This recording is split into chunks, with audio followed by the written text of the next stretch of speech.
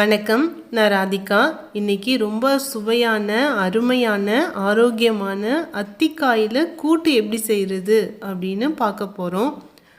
அத்திக்காயில் நிறைய மருத்துவ குணங்கள் இருக்குது. இதில் கூட்டு எப்படி செய்யலான்னு வாங்க வீடியோக்குள்ளே பார்க்கலாம்.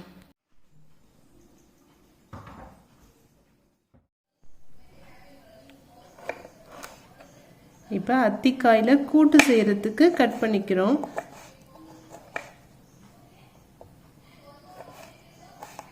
இந்த ஷேப்பில் இருக்கணும் கூட்டுக்கு செய்யும் போது.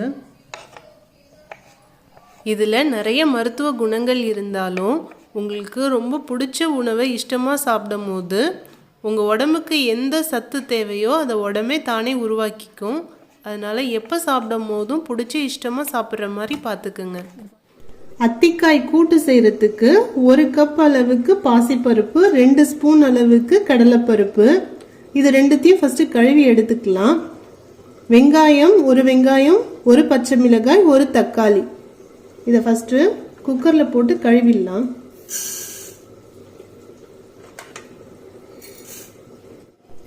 ரெண்டு தடவை கழுவியாச்சு பாசிப்பருப்பையும் கடலைப்பருப்பையும். இப்போ இதில் நம்ம கட் பண்ணி வச்சிருக்கிற தக்காளி, வெங்காயம், பச்சை மிளகாய்,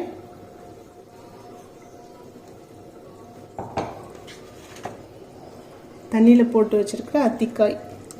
அத்திக்காய் தண்ணியில் போட்டு வைக்கலன்னா இன்னும் கருத்து போயிடும், கத்திரிக்காய் மாதிரியே தான். இதுக்கு தேவையான அளவுக்கு மிளகாய் பொடி, 1/2 ஸ்பூன் மஞ்சள் பொடி,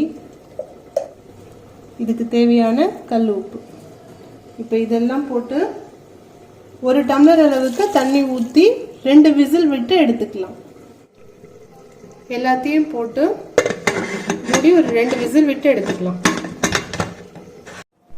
குக்கர் விசில் வரத்துக்குள்ள ஒரு 1/4 மூடி அளவுக்கு தேங்காவும் இந்த ஒரு 1/2 டீஸ்பூன் ஜீரகமும் போட்டு மிக்சியில் நல்லா நைஸாக அரைச்சி எடுத்துக்கலாம்.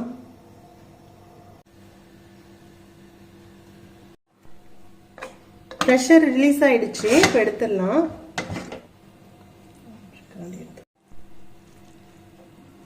காயெல்லாம் நல்லா வெந்து பருப்புலாம் நல்லா மசிஞ்சிடுச்சு. அடுப்பை திருப்பி பற்ற வச்சுட்டு நம்ம அரைச்சி வச்சிருக்கிற தேங்காய், ஜீரகம் அந்த விழுதை இதில் ஊற்றி நல்லா மிக்ஸ் பண்ணி கொதிக்க விடலாம்.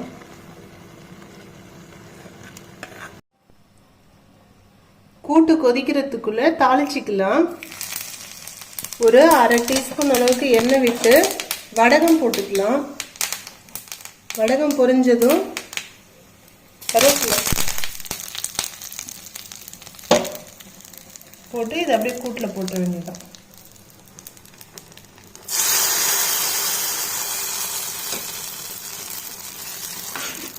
வடகம் போட்டு செய்யும் போது கூட்டு நல்ல ஒரு வாசமாக டேஸ்டாக இருக்கும். வடகம் இல்லைன்னா கடுகு, உளுத்தம்பருப்பு, கருவேப்பிலை கூட தாளித்து போட்டுக்கலாம். சுவையான அத்திக்காய் கூட்டு ரெடி ஆயிடுச்சு. சூடான சாதத்தில் நெய் போட்டு இந்த கூட்டு போட்டு சாப்பிட்டா அவ்வளோ நல்லா இருக்கும். இந்த வீடியோ எப்படி இருந்துச்சுன்னு கமெண்ட் பண்ணுங்க. பசிச்சு சாப்பிடுங்க, பிடிச்சதை சாப்பிடுங்க, ஹெல்த்தியாக சாப்பிடுங்க. தேங்க்யூ. சீக்கிரம் வெந்துடும், ஒரு விசிலில் வெந்துடுச்சு. இது ஆறுனதுக்கு அப்புறமா தோலை உரிச்சிட்டு கட் பண்ணிக்கலாம்.